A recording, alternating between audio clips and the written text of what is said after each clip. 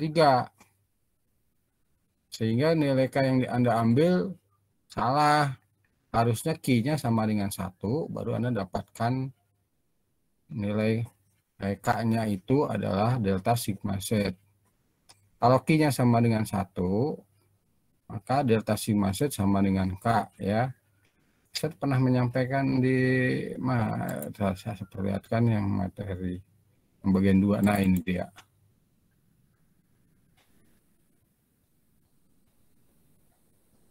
Kalau mau menggunakan stress increment nilai K-nya ya, Anda gunakan nilai Q-nya, beban terbagi ratanya itu sama dengan 1.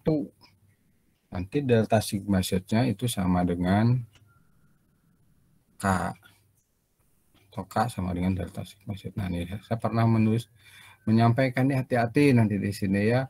Nah, kecuali Anda lepas dari aplikasi soil increment stress ya, soil increment, Anda menggunakan grafik FADOM.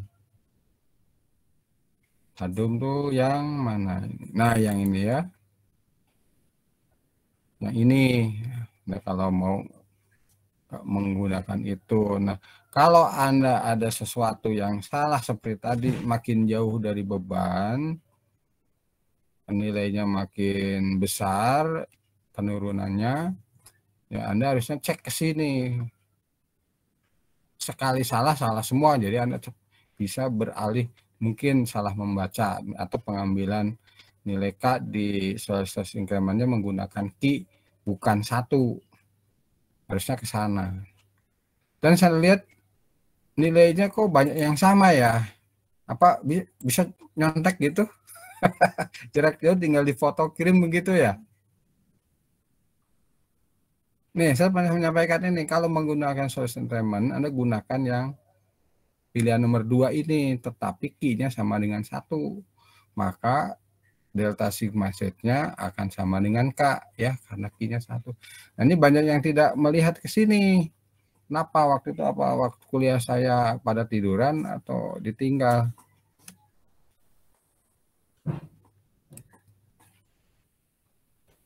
Tuh. Kemudian apa lagi?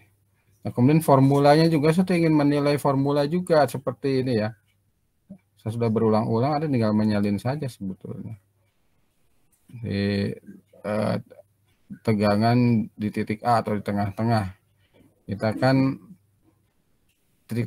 harus ada di sudut beban. Berarti ini harus ada garis bantu. Garis putus-putus yang saling tegak lurus. Jadi ini baru 1/4. Sehingga untuk mendapatkan nilai K-nya berarti 4 kalinya kan gitu. Nah, seperti ini. Masih ada yang salah juga ya. Padahal tinggal niru, kan sudah ada latihannya itu. Persis tinggal nuliskan ini. Yang lebih kacau lagi di yang C kalau nggak salah. Ini kan simetris, nah yang C seperti ini nih ya. C itu harus ada di sudut beban ya. Anggap semuanya beban penuh dulu ya. K12. Nanti tinggal dikurangi K1 kan gitu ya. Nanti karena ini simetris, Anda cukup sekali saja, separuh Anda hitung, nanti nilai K-nya dikalikan 2 begitu, seperti ini ya. Jadi K12 dikurangi K1 kalikan 2. Nah, seperti ini nilai K-nya. Nah, menggunakan stress increment ya tentunya semua harus diberikan angka 1 dengan nilai mm ini kan. MN-nya ya. Coba saya mau tanya, di stress increment pilihannya yang mana untuk yang misalnya seperti ini ya. Saya ulangi lagi. Harus selalu menggunakan yang mana? Nah, harus selalu menggunakan yang nomor ada yang tahu? Yang outside. Selalu menggunakan nomor 2. Kan tinggal merubah B dan L-nya kan. Dapatkan nilai K. Selalu menggunakan 2. Karena kan diminta perhitungan step by step. Ya, mau di dalam sebenarnya untuk mendapat nilai K harus K-nya berapa Q-nya harus mengambil 1 ya, baru dapatkan delta P atau delta sigma shapenya. Nah, ini ya begini ya. Jadi ini sini 4/4, 1/4-nya apa? 4B, satunya L, seperti itu. Ini yang di bawahnya penyebutnya adalah Z-nya. Ya masuk-masuk kan sudah jelas di sini kan. Input outputnya itu. Nah, ini ya input outputnya seperti ini kan. Ini inputnya jadi Q-nya selalu sama dengan 1. B-nya berapa, L berapa, Q-nya selalu 1, Z-nya dari 4, sekian. Nah, seperti itu. Kan mudah. Sebetulnya Anda sudah dapat bonus dari latihan. Itu yang A dan B ya, tinggal yang C aja. Jadi semestinya Anda sudah dipegang di tangan itu nilai sudah 75, 80 lah. Jadi nggak perlu ada remedial. Nah, kemudian saya juga sebelumnya sudah memberi soal apa bayangan ya. Nih, soal bayangan itu yang belum menggunakan angka. Nih. Nah, ini dia. Nah, ini kan belum ada angkanya. Ya. Maksudnya Anda untuk mempelajari nanti akan bakal soalnya seperti ini, saya tinggal memberi angka gitu ya. Kalau saya memberi Anda seperti ini, Anda bisa ancang-ancang. Kalau yang bagus itu menggunakan Excel, jadi cepat. Excel nanti baru disalin di kertas, tulis tangan, tinggal nyalin akhirnya kan, cepat.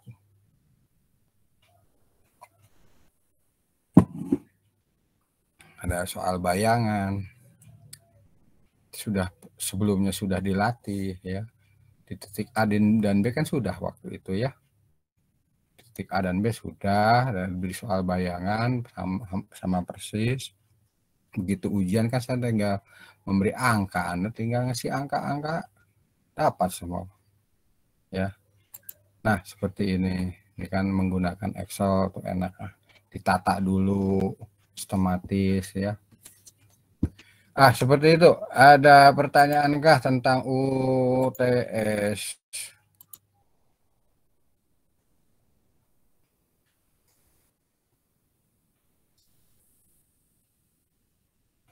Ada pertanyaan tentang UTS?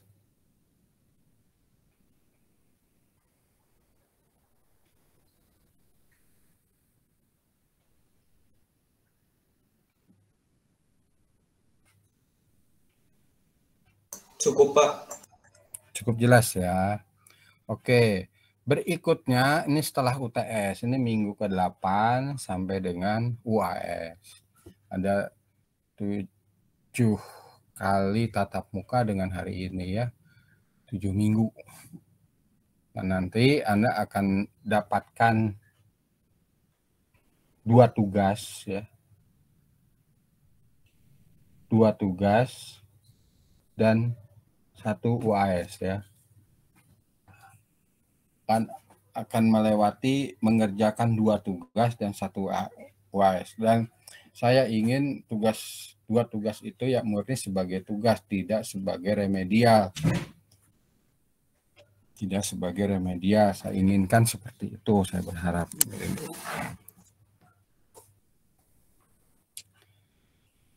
7 minggu nanti UAS-nya itu setelah Idul Fitri ya. Ini sekarang 1 bulan, jadi minggu ketiga setelah Idul Fitri. Minggu ketiga setelah Idul Fitri itu UAS. Nah, jadi nanti selama bulan puasa Anda akan dapatkan 2 tugas. Tugasnya berkisar tentang apa, tekanan tanah aktif pasif. Yang satu lagi tentang slope stability. Dan tolong disiapkan alat tulis, alat lukis ya. Tidak sekedar tulis tapi lukis juga, alat lukis. Kalau alat lukis tidak perlu kuas untuk teknik sipil ya. Tidak perlu kuas. Kalau perlu kuas silahkan dari tebal. Nah, kecuali yang sudah familiar dengan AutoCAD. Kalau familiar dengan AutoCAD, Anda tidak perlu alat lukis. Nah, kalau yang belum bisa ya sediakan alat lukis. Nah, alat lukisnya seperti mistar, busur, jangka, kertasnya juga kertas milimeter ya, sediakan untuk latihan. Itu. Nah, kalau yang sudah familiar AutoCAD tidak perlu itu. Jadi bisa dengan cepat. Alat tulis, alat lukis sudah ada semua di dalam. Ya. Oke, itu rencana ke depan. Saya berharap nilainya lebih baik ya. Amin. Ya robbal alamin. Oke, berikutnya saya sudah mengupload materi tentang pemadatan tanah.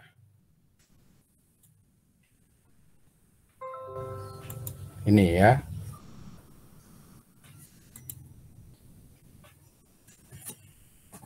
Pemadatan tanah. Sudah dapatkan materi ini di Google Classroom? Sudah, Pak. Sudah, Pak? Sudah. Sudah, Pak. Oke. Teori pemadatan tanah. Tujuan pemadatan itu apabila tanah akan digunakan untuk pembuatan tanggul, bendungan tanah, bendungan urugan tanah, badan jalan urugan tanah. Pokoknya dari bahan tanah. Tanah itu harus dipadatkan. Tanggul itu masih tahu ya, tanggulnya tanggul itu penahan air, saluran penahan. Saluran yang kanan kirinya tahan oleh tanggul dari tanah. Bendungan, ada bendungan urugan tanah, ada yang urugan kombinasi. Kalau untuk kombinasi biasanya di luarnya tuh batu di dalam, tapi intinya tetap tanah, lempung tapi yang kedap. Kalau udah badan jalan udah pasti itu ya, tanah, jalan tol, jalan kereta api, reklamasi. Nah, tujuan dari pemadatan tanah adalah meningkatkan kekuatan gesernya sehingga terjamin kestabilan. Artinya daya dukungnya meningkat ya. Kalau tidak dipadatkan daya dukung apa adanya, kalau dipadatkan daya dukungnya meningkat. Atau kestabilan tanah itu terjamin apa sesuai keinginan kita ya. Bisa di style, kita mau kepadatan berapa. Kemudian memperkecil permeabilitas sehingga kebutuhan air saluran diperkecil dan terhindar dari pengaruh air dalam tanah. Jadi kan ada untuk tanggul tuh. Tanggul itu kan untuk nahan air. Jadi kalau dipadatkan bocorannya bisa kita perkecil. Karena kalau permeabilitas atau kemampuan tanah dialirinnya besar, poros, itu akan timbul erosi buluh. Erosi di kaki lereng tanggul. Nah, itu berbahaya ya. Saya ingin menggambar nih, mana ya? Coret-coret sini nih, pen. Nah, ini ya. Kalau tanggulnya bentuknya begini. Nah, ini tanggul saluran. Ada airnya.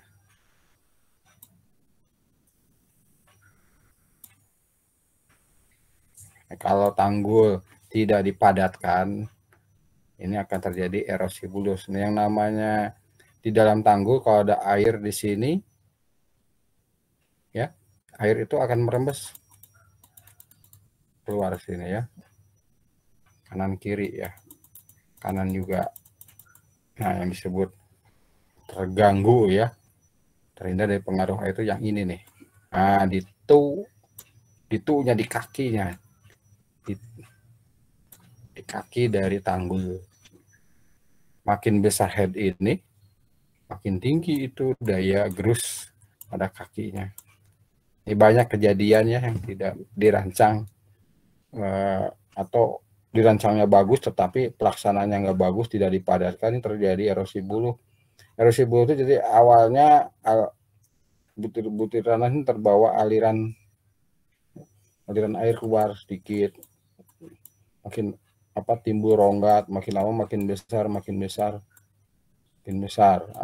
baru longsor. Nah gitu, longsor masih ini kan terus saja, makin longsor lagi, habis saja. Jadi ada tsunami ya. Ini yang seperti di situ Gintung dulu tuh begini kasusnya nih, ada erosi buluh di awalnya. Selain itu ada cipratan di atas karena erosi buluh, erosi di kaki lereng.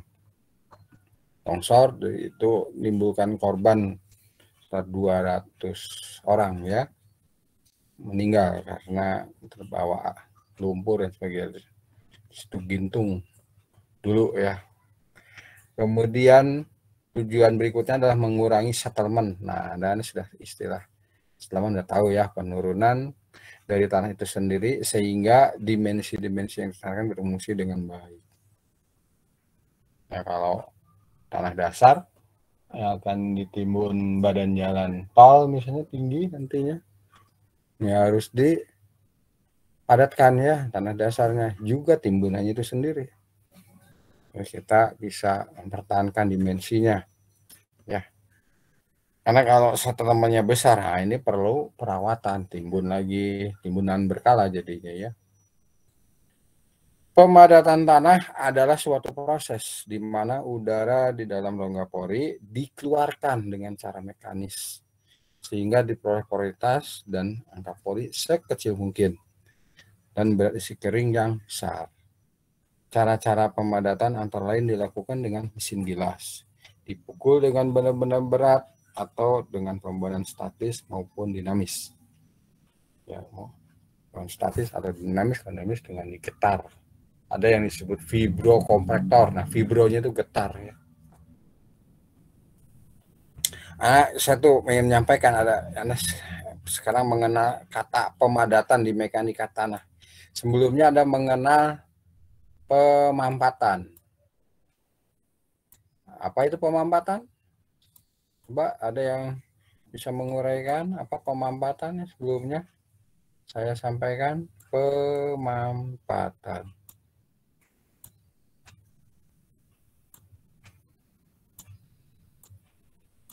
Nah, ada di mekanika tanah itu ada pemanfaatan, ada pemadatan. Nah, peristiwa konsolidasi adalah peristiwa ini ya, pemanfaatan. Peristiwa berubahnya volume tanah karena dibebani, di mana besarnya air yang keluar sama besar. Ya, dengan perubahan volume tanah itu, nah, disebut pemanfaatan. Makanya disebut apa? Lain pemanfaatan, bahasa mekanik ilmiahnya mekanika tanah adalah peristiwa konsolidasi. Nah, itu supaya seger lah, sambungin solidasi. Nah, kata lain dari pemampatan di mekanika tanah adalah konsolidasi, atau kata lain dari konsolidasi adalah pemampatan. Nah, sekarang Anda mengenal pemadatan ya. Ada kesamaannya apa? Sama-sama dibebani ya. Tapi kalau pemadatan dibebani yang keluar udara. Ini yang keluarnya udara. Kalau pemampatan yang keluar apa? Pemampatan yang keluar apa? Air. Air, betul. Nah, ini perbedaannya ya. Jadi harus tahu dulu.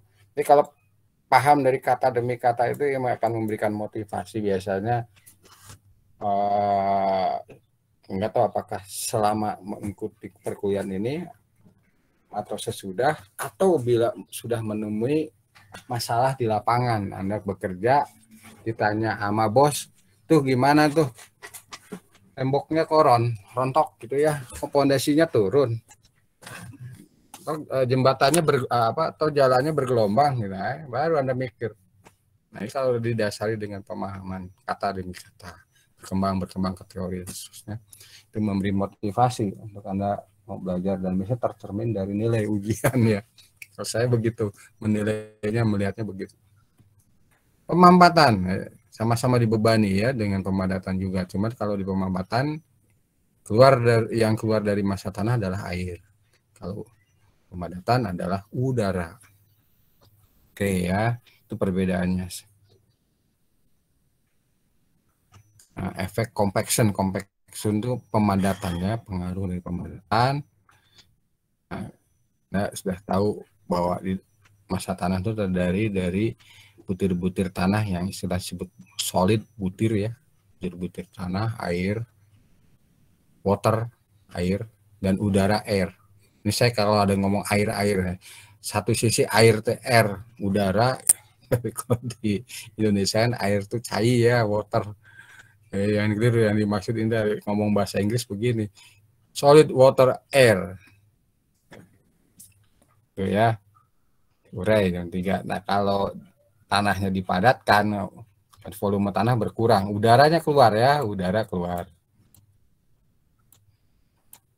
Volume tanah kan berkurang, tapi butirnya, udara pertama berkurang, yang keluar adalah udaranya ya. Udaranya volumenya mengecil nih. Sementara air dan solidnya, water, air dan butirnya tetap. Hanya kita bisa mengurangi volume udaranya ya. Nah, pemadatan tanah kohesif. Jadi kalau ada tanah kohesif, ada tanah non kohesif ya. Ini tanah non kohesif juga bisa dipadatkan, tapi efek dari air itu tidak dominan. Tapi kalau pada tanah kohesif ini dominan ya. Jadi proses pemadatan tanah kohesif, tanah yang mempunyai daya ikat atau daya gabung antar butirnya, ini sangat dipengaruhi oleh faktor kadar air. Faktor air yang dikandungnya. Ya. Pada suatu nilai kadar air tertentu akan dicapai kondisi paling padat. Nilai kadar air pada kondisi tersebut disebut optimum moisture content. Nah, disingkat dengan OMC ya. Kadar air optimum. Kondisi yang paling padat ini dinyatakan dengan maksimum dry density. Berat isi kering maksimum. Jadi ada istilah OMC, MDD itu yaitu pada produk grafik pemadatan tanah ya. Optimum moisture content, kadar optimum, maksimum dry density. Nah, kita nanti akan bermain-main dengan formula dry density. Saya ingin memancing dulu. Kita akan bermain-main dengan notasi ini ya, gamma dry, berat isi kering tanah ya. Yaitu kita menggunakan hubungan fungsional berat isi tanah basah dibagi 1 plus kadar air. Nah, ini nanti kita akan bermain-main dengan ini ya, rumus. Nah, sifat pemadatan tanah kohesif sehubungan dengan perubahan kadar air dari kecil ke besar. Nah, bisa dilihat pada kurva ini ya. Sumbu horizontal adalah kadar air. Sumbu vertikal adalah berat isi kering. Nah, perilakunya, kurvanya adalah seperti ini. Naik, kemudian akan mencapai puncak dengan peningkatan kadar air, dia sudah tidak bisa meningkat lagi, bahkan dia merosot turun. Nah, sifat pemadatan tanah kohesif itu seperti ini. Dan mula-mula tanahnya kering, tambah sedikit, itu dia akan menghasilkan kepadatan yang meningkat dalam bentuk nilai gamma dry, meningkat. Suatu saat sudah mencapai puncak, ditambah air tidak akan meningkat lagi, bahkan turun.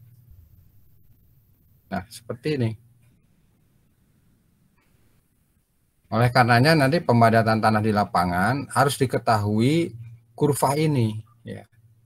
Kurva ini. Nah, kita nanti akan memberikan rekomendasi mengenai kadar air terendah dan kadar air tinggi, artinya rentang kadar air atau range kadar air yang diperkenankan pada tanah itu untuk dipadatkan. Karena kalau lebih kecil dari rentang ini atau lebih besar dari omega T, itu tidak akan menghasilkan kepadatan yang diinginkan. Nah, ini contoh untuk kepadatan 95%, maksimum density kita tarik garis horizontal dapat nilai kadar air terendah dan nilai kadar air tertinggi pada tanah yang diperkenankan saat pemadatan. Nah, kalau ini dipadatkan pada rentang kadar air ini, dia akan berada di ini ya, di antara ini kadar airnya nih ya. Akan berkisar 95 sampai 100% gamma dry ya. Nah, gitu. Makanya kalau ada pemadatan, kalau kurvanya diketahui, Anda dapat ini, cek dulu kadar airnya. Ya, cek dulu kadar airnya. Kalau dia kurang dari ini, jadi tanah kekeringan, harus disiram. Ya. Terus tanah kalau sudah padat ya apa? Ya kalau mau hujan ya tutup ya. Kalau terlalu basah ya harus dijemur, diterik matahari, diturunkan kadar airnya. Nah, terus misalnya nggak bisa kering-kering, susah ya. Ya bisa kita turunkan kadar air dengan cara mencampur tanah itu misalnya dengan kapur yang kering ya, kapur kering. Nanti kadarnya akan turun dan bahkan kapur punya sifat membekukan tanah ya, mengeraskan tanah. Nah, kurva pemadatan itu bervariasi tergantung tanah itu dari mana ya. Ini saya gambar kayaknya terlalu ideal ya. Gambarnya tuh ya ada yang seperti ini, ada yang ekornya panjang, awalnya panjang dan sebenarnya tidak umumnya tidak simetris ya. Jarang simetris seperti ini. Ini ideal sekali ya. Nah, yang penting kalau Anda melakukan percobaan pemadatan di lab harus dapat puncaknya. Ya, dapat puncaknya. Oke. Nah, peranan kadar air sampai dengan OMC ini, air adalah sebagai pelumas ya. Air sebagai pelumas. Jadi untuk butir-butir tanah yang halus itu akan mengisi ke rongga yang kosong ya, sebagai pelumas. Tetapi setelah OMC ini air tidak berfungsi sebagai pelumas lagi, melainkan memperbesar ruang pori ya, sehingga gamma dry-nya turun. Nah, umumnya begitu. Oleh karenanya ya ini ya, kita pegang berapa OMC-nya, berapa MDD ya. Orang lapangan suka menanyakan, mana grafiknya, berapa OMC-nya, berapa MDD, dan sering itu. Kalau ada pekerjaan penimbunan ya, untuk badan jalan tol, jalan kereta api, reklamasi, bendungan, urugan tanah, saluran, pokoknya apa-apa yang berasal dari tanah kohesif. Oke. Percobaan pemadatan tanah ya. Untuk melakukan pemadatan tanah di lapangan dengan baik dan mencapai tingkat kepadatan yang paling tinggi, yang tadi MDD tadi ya, maka tanah harus dipadatkan pada kondisi kadar air optimum. Nah, untuk itu terlebih dahulu harus ditentukan nilai kadar optimum dari tanah tersebut. Nah, nilai OMC ini dapat ditentukan di laboratorium ya, tentunya percobaan kompaksi. Yang pertama kali ini dilakukan oleh R.R. Proctor. Oleh karenanya tes ini disebut tes Proctor. Prinsip tes Proctor adalah melakukan beberapa kali percobaan pemadatan terhadap suatu jenis tanah tertentu dengan kadar air yang bervariasi. Ya. Tapi daya pemadatannya sama setiap benda ujinya. Jadi kita nyediain beberapa benda uji 5 atau sampai 6, itu kita berikan variasi kadar air, misalnya kadar terendah, ini ke kadar air pengeringan terik matahari, kemudian tambah misalnya interval 2 atau 3%, dan seterusnya dari berat tanah. Itu variasi, tetapi waktu pemadatan itu energinya sama. Energi atau daya pemadatannya sama. Alat pemadatan digunakan berupa penumbuk dengan berat dan tinggi jatuh tertentu, kemudian bejana silinder atau mol cetakan yang memiliki volume tertentu pula. Jumlah tanah yang dimasukkan ke dalam mol setiap percobaan juga sama ya. Nah, apa perbedaan? Mestinya saya ke sini dulu. Nah, ini ya.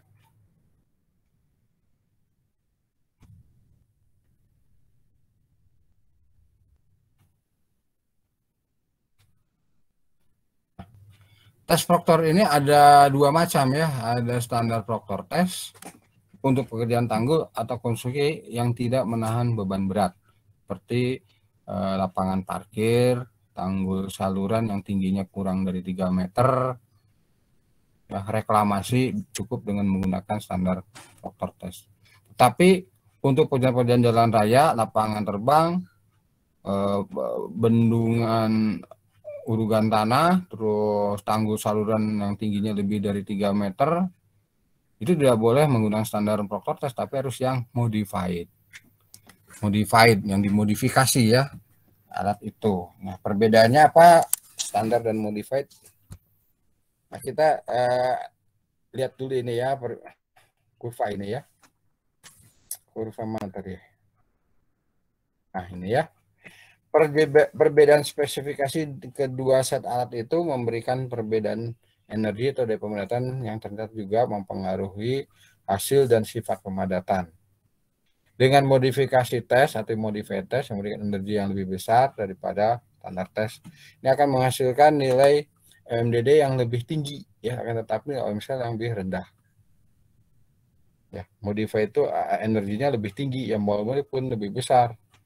Ini akan menghasilkan yang modified yang atas nih, menghasilkan maksimum density yang lebih besar. Tetapi OMC-nya lebih kecil. Nah, sebaliknya standarnya OMDD-nya lebih kecil dan OMC-nya juga lebih rendah. Nah, itu ya perbedaan dari tabel ini. Nah, yang standar dan modified bisa dilihat ya mengenai ukuran cetakan atau mold dan palu penumbuknya. Nah, ini palu penumbuk seperti ini terdiri dari handle, yang ini tentunya yang di ars ini ada berat hammernya ya. Berat hammer di sini berat hammer 2,5 kilo, untuk yang modified 4,5 kilo. Kemudian ada peluncurnya ya. Nah, ini disebutnya tinggi jatuh. Ini permukaan tanah yang dipadatkan di bawah. Ya, ini. Nah, yang dipadatkannya itu tanah di dalam mall seperti ini. Tanah dipadatkan di dalam mall ya. Mall ini terdiri dari base, ring, dan collar. Ini ketiga bagian ini bisa dilepas ya. Yang dimaksud volume mall adalah diameternya bagian dalam dan tingginya adalah ring yang tengah ini ya. Nah, ini cetakan untuk yang standar diameternya 10,2, modified 15,25 cm, tingginya 11,6, modified 12,7 cm, volumenya 948 yang standar, modified yang 2,32 liter ya, hampir 2 kali lipat ya, ini kurang lebih 1 liter lah ya.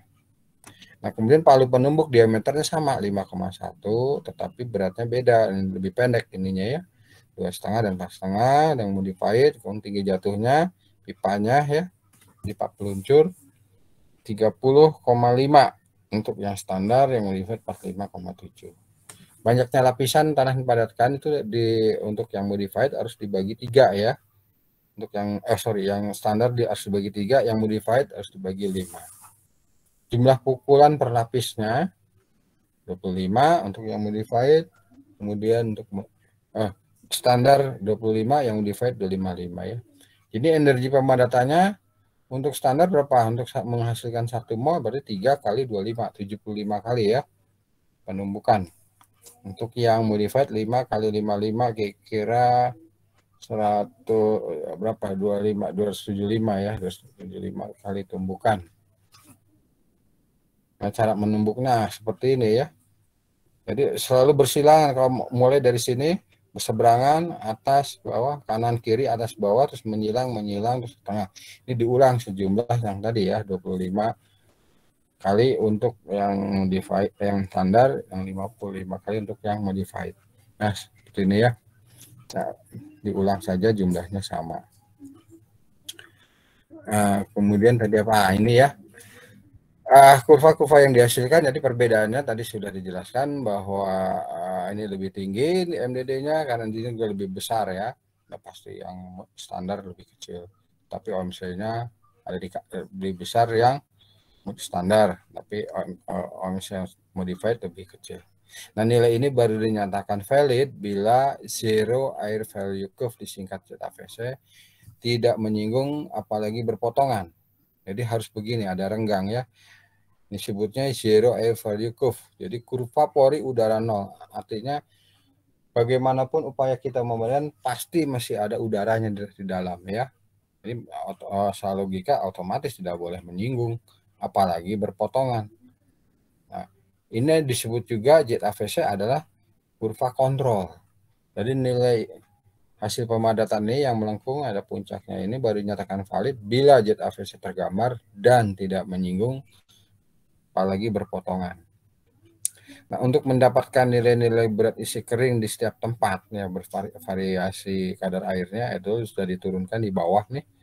Jadi ini pada kadar air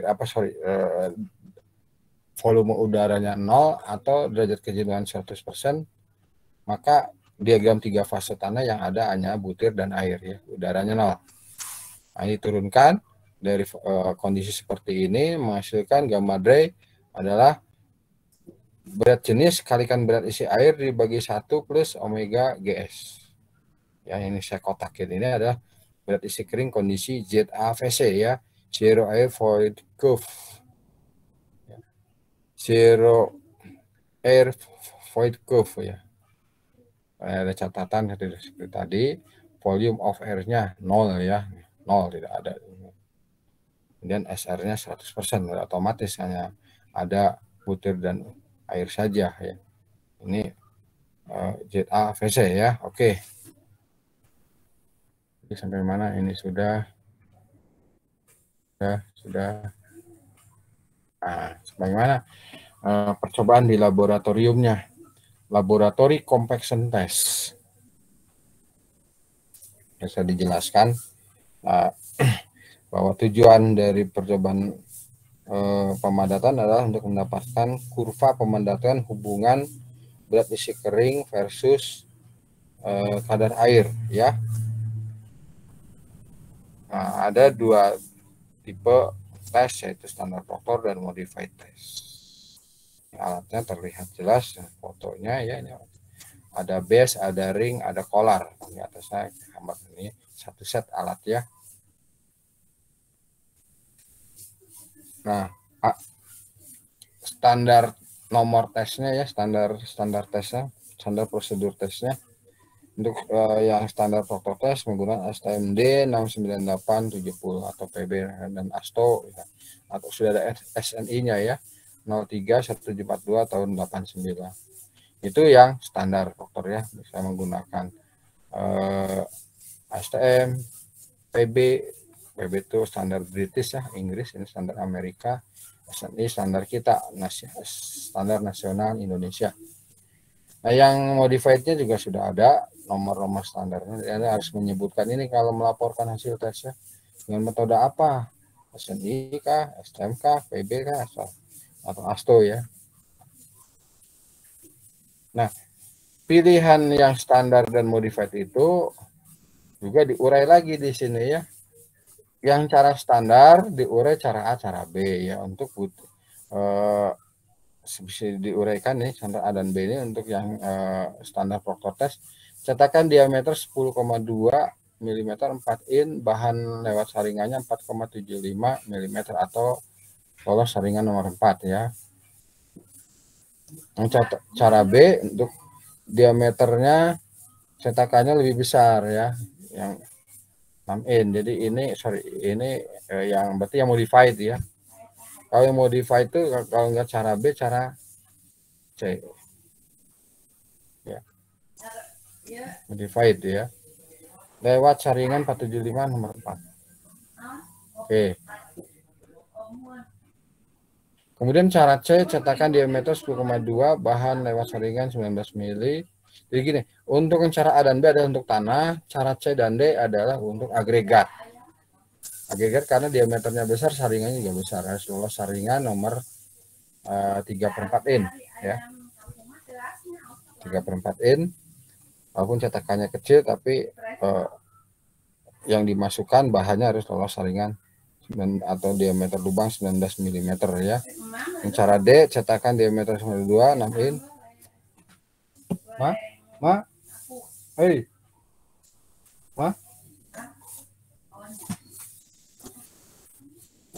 Cara D, diameter 152, 6 in, bahan lewat saringan 15 mm. Jadi tinggal ada milih ya kalau tes di lab itu. Kita dilihat dulu dari objeknya. Itu kalau dia agregat, Anda harus memilih kalau enggak cara C, cara D. ya. Kalau tanah Anda pilih cara A atau cara B gitu ya. Bisa standar, bisa modified. Oke, itu ya cara pilihan metodenya. Ini peralatannya, saya langsung saja ke gambarnya. Foto nih ya, terlihat. Ini adalah cetakan atau mold untuk yang standar ya. Yang ini yang lebih besar nilai ukurannya, ini untuk yang modified. Kemudian hammernya, yang ini untuk yang standar ya, yang tinggi jatuhnya 30 cm ini ya. Yang ini yang panjang yang ditidurkan, ini untuk yang modified. Nah, bisa dilihat produk dari tanah yang dipadatkan ya, ukurannya juga besar nih. Untuk yang modified, yang standar ya lebih kecil ya. Nah, kemudian ada mold yang di samping kiri, ini ada mold untuk kelanjutan setelah dipadatkan cara modified, biasanya dipadatkan dilakukan uji CBR, California Bearing Ratio. Nah, menggunakan mold yang lebih besar. Karena ini akan kita isikan besi besi karena kita harus melakukan dua macam tes, yaitu kondisi terendam dan kondisi kering. Jadi memang harus dibuat lebih panjang ringnya ya, tetapi di dalamnya ada ganjalnya besi ya. Nah, alat untuk mengeluarkan contoh menggunakan extruder vertikal, bisa menggunakan dongkrak seperti ini ya. Nanti tanah di dalam ring itu yang ininya saja ya, yang sudah dilepas kolar maupun base-nya, taruh di sini, dikeluarkan, didorong, nanti akan keluar bentuk tanah padat berbentuk silinder ya, rapih. Ini cara pelaksanaannya kita nggak usah, nah tadi juga sudah diuraikan ya. Nah, ini ada ilustrasi saja. Jadi untuk yang standar kita membutuhkan 6 buah ya. Tanah kering matahari, tiap buahnya ada 2,5 kilo, berarti total 15 kilo tanah kering matahari ya. Atau biasa kita ambillah 20 kilo ya. Jadi, kalau ada apa toleransi ya, kita harus lebih baik ambil lebih daripada kurang. Nah, untuk yang modified itu 4,5 kali 6 buah, membutuhkan tanah kering matahari 27 kilo atau dibulatkan 30. Jadi hafalkan saja, kalau Anda survei boro area untuk tanah timbunan ya, per sampelnya untuk kalau standar 20 kilo, untuk modified 30 kilo ya, bawa ke lab. Nah, ini nanti dibagi 6 ini ya. Masing-masing kita tambahkan air, biasanya intervalnya 3% atau 2%. Ya, 3%, kalau ini 6%, 9%, jadi makin ke bawah makin besar. Jadi persentasenya dari berat contoh tanah basah ya. Misalnya ini untuk yang standar Proctor 3% yang pertama, untuk kali 2,5 kilo berarti 75 cc. Nah, kalau saya keluarkan 75 cc, artinya berisi airnya 1 ya gram per cc. Nah, berikutnya berarti 150, tambah lagi berapa? 25 dan seterusnya ya. Nah, nanti kalau tanah sudah diberi air, diaduk rata. Diaduk rata ya. Ini ngaduknya tentunya di baki ya, disediakan ada bakinya. Baki apa pan, baki ya, berukuran berbentuk segi 4 tanpa atasnya. Setelah diaduk rata dengan air, kita tebarkan, kita buat ketebalannya sama, baru dibagi 3 secara volumetrik karena untuk yang standar ya. Kalau yang modified dibagi 5. Bagi 5 secara visual volumetrik ya. Jadi biasanya pakai jari tangan sudah cukup digaris atau pisau boleh. Sudah disiapkan moldnya, diameternya berapa, tingginya berapa, tinggi ringnya, volumenya diketahui. Kalau jangan lupa kolarnya dipasang ya, base-nya ada di bawahnya. Anda masukkan 1 bagian, sepertiga bagian, padatkan. Tentunya padatkan berapa? 25 kali. Masukkan lagi yang kedua ya, 25 kali. Masukkan yang ketiga, 25 kali. Yang paling atas biasanya selalu lewat garis batas ring dengan kolar. Dan nanti kolarnya dilepas, Anda ratakan ya dengan pisau atau spatula. Ya, timbang. Anda kalau awalnya timbang dengan base atau ring ya harus konsisten ya. Kita tujuannya mencari berat tanah, tentunya harus dikurangi berat ring dan base gitu ya. Jadi volume dapat, berat tanah dapat, dapatkan berat isi basah ya. Gamma W per V. Volumenya tadi per 4 pi diameter kuadrat kali tinggi ya. Nah, setelah itu dikeluarkan dengan extruder ya, bentuknya silinder yang tadi seperti ini, silinder tanah tadi. Nah ini ya, seperti bentuk seperti ini, dikeluarkan dengan extruder dengan dongkrak ini, ngebelah dua. Nah pakai pisau atau golok atau bedog ya, potong di dua, ditekan, langsung mudah ya. Nanti kita periksa kadar airnya ya masing-masing, yang sebelah kiri dan kanan, omega 1, omega 2. Hasilnya rata-ratanya berapa, yang didapatkan gamma dan omega, masukkan ke dalam formula gamma D, gamma dibagi 1 plus omega, dapatkan berat isi keringnya. Jadi masing-masing dapatkan berat isi kering dan kadar airnya ya. Punya ada 6 pasang ya, gamma D versus omega. Nah, Anda gambarkan kurva tadi. Nah, kurvanya seperti ini ya. Hubungan kadar air versus gamma dry. Anda dapatkan 1, 2, 3, 4, 5, 6 ya kurvanya. Nah, kan memperlihatkan kurva. Yang penting Anda sudah lewat puncaknya, dapatkan gamma OMDD, koreksikan nilai puncak ke sumbu kadar air, dapatkan OMC. Jangan lupa penggambaran ini tidak harus dari nol ya, baik gamma dry maupun kadar air, supaya kita dapat mendapatkan kurva bukaan yang besar. Jadi kita bisa membaca MDD dan OMC ini cukup akurat. Akurat seperti itu ya, dituliskan MDD-nya berapa, baca sini ya, OMC-nya berapa, tuliskan sini. Ini contoh, MDD-nya 22,3 kN per meter kubik ini ya. OMC-nya ini 6,8%. Nah, seperti itu ya. Jangan lupa tarik horizontal perpotong dengan kurva sebelah kiri dan kanan, dapatkan nilai kadar air rendah dan kadar air tertinggi. Jadi untuk range pemadatan tanah di lapangan. Nah, kita lihat foto-foto kegiatan pemadatan ya. Nah, seperti ini. Dan nanti ada timbangan dan akhirnya kalau kita timbangnya hanya ringnya saja ya konsisten ya. Nah, nanti berat tanah tambah ring kurangi berat ring. Ini contoh tanah yang sudah kondisi paling basah.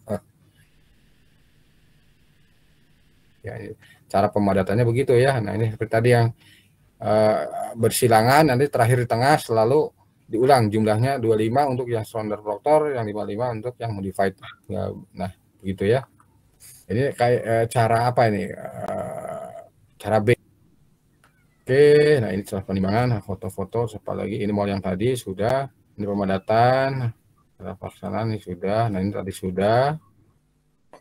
Nah ini penyajian tabel, penyajian uji pemadatan tanah di laboratorium ya. Ada kelompok tabel yang atas ini adalah uji kadar air ya. Ada 6 sampel, berarti setiap sampelnya diuji kadar airnya 2 kali. Jadi harus menyediakan berapa? 12 cawan. Kemudian ada kelompok yang bawah, ini ada perhitungan bersih pada kondisi jet AVC paling bawah. Jadi ya, berat isi basah, berat isi kering, kondisi jet AVC di sini semua. Nah kurvanya, nah seperti ini. Ya seperti tadi sama ya. Jangan lupa harus menyajikan lengkap ya. MDD 95% MDD, jet AVC-nya. Ya, kemudian kadar rendah tinggi harus dimunculkan lengkap ya. Oke. Nah, ini adalah kurva untuk pegangan pemadatan tanah di lapangan. Kalau di lapangan itu jangan lupa ya, kalau kita memadatkan itu hanya 25 cm pertama yang padat ya. Kalau Anda nimbun harus per layarnya 25 cm, nggak boleh langsung tebal 1 meter. Kalau Anda langsung tebal 1 meter, yang 75 meter di bawahnya masih gembur. Nah, ini hanya 25 cm yang pertama ini yang padat ya. Nah, untuk kontrol kepadatan di lapangan ya tentu bisa dengan cara drive cylinder, bisa dengan sand cone, bisa dengan rubber balon. Nanti akan disampaikan pada waktu PUT. Kemudian jangan lupa dibiasakan terus ada identitas dari sampel ya, ini di atas nih ya, identitas sampel itu yang paling atas nih, nama proyek, lokasi, quarry atau boro area, dan sumber material tanah. Nah, Anda tahu kan tanah dan agregat itu pasir, kerikil, krakal itu sumber materialnya disebut quarry. Tapi kalau lanau, lempung dominannya sumber materialnya disebut boro area, quarry area, boro area nih istilahnya ya. Kemudian tangga, kemudian dari titik mana diambil ya. Terus kalau ada dekat dengan bor, titik bor tangan mana boleh untuk pembandingnya warna dan jenis kuantitas oleh siapa. Ini identitas contoh. Kemudian ini adalah kelompok untuk alat ujinya ya, alat uji kompaksi ya, seperti ini. Ukuran mol yang sebelah kanan adalah untuk hammernya, hammer dan jumlah lapis, energinya ya, energi pemadatan yang sebelah kanan, STM atau SNI-nya tulis di sini. Nah, harus selengkap ini ya. Dan nilai-nilai yang penting tuliskan di sini ya. Kadar optimum, maksimum density, berat jenis termasuk omega R, omega T gitu ya, 95 mdD dituliskan semua lengkap. Jadi bersuara si tanah itu harus keluar dari uji kompaksi lengkap. Ada suaranya. Suaranya ya, bunyi sendiri di situ ya. Nah, ini kayaknya udah habis lah. Silahkan ada pertanyaan, dan ini sudah saya upload ya materinya.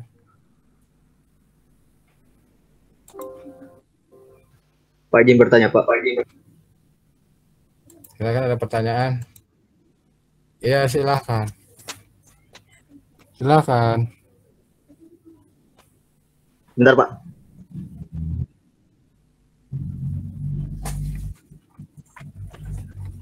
Ini Pak mengenai nanti di lapangan gitu. Kalau itu kan untuk tes proktor tuh dilakukan beberapa kali cobaan gitu Pak. Itu teh Pak berapa kalinya itu berapa gitu Pak, minimal atau maksimalnya berapa? 6. Benda ujinya 6 sampel. Oh, 6 maksimal 6. Jadi nggak boleh lebih dari 6 gitu Pak. Ya ini nih. Iya, bukan boleh lebih dari 6 boleh. Makin bagus. Kan kita tujuannya mengumpulkan titik ini nih. Tadi grafiknya mana ya? Grafik. Ini dia. Nah, ini. 1, 2, 3, 4, 5, 6.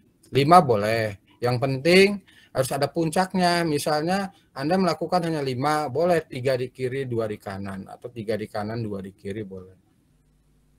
4 pun bisa ya, asal Anda dapatkan puncaknya. Misalnya ketersediaan sampel tanah yang dikirim dari lapangan cuman 10 kilo ya nggak apa-apa, bisa.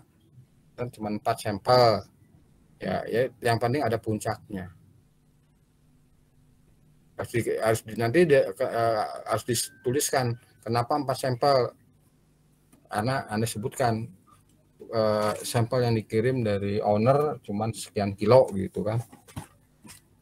Idealnya berapa tadi kan, 20 kilo untuk yang standar, yang modified yang berapa, 30 kilo itu di lab. Oke, tadi nanya siapa tadi, udah ngerti ya? Ya Pak, ngerti Pak. Ada lagi?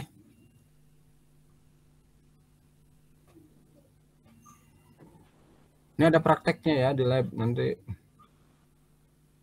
kan akan direview lagi. Saya akan ada tambahan tentang uji sand cone nanti ya, uji kepadatan di lapangan dengan sand cone, uji kepadatan tanah dengan rubber balon, dengan desilinder, nanti di PUT disampaikan lagi. Ada lagi? Kapan Pak praktek? Semester depan. Semester depan ada praktek. Oh ya Pak. Dosennya banyak bergantian.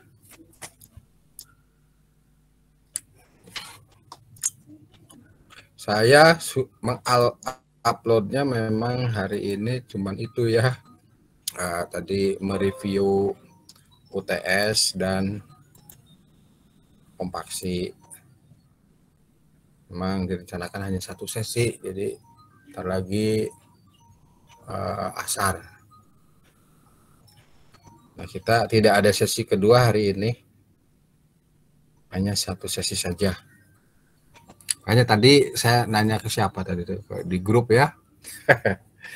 Cuma satu sesi bisa nggak dimajuin, ternyata nggak sih, padat ya, sudah saya mengalah. Kalau minggu depan ya 2 sesi. Oke, ada pertanyaan lagi?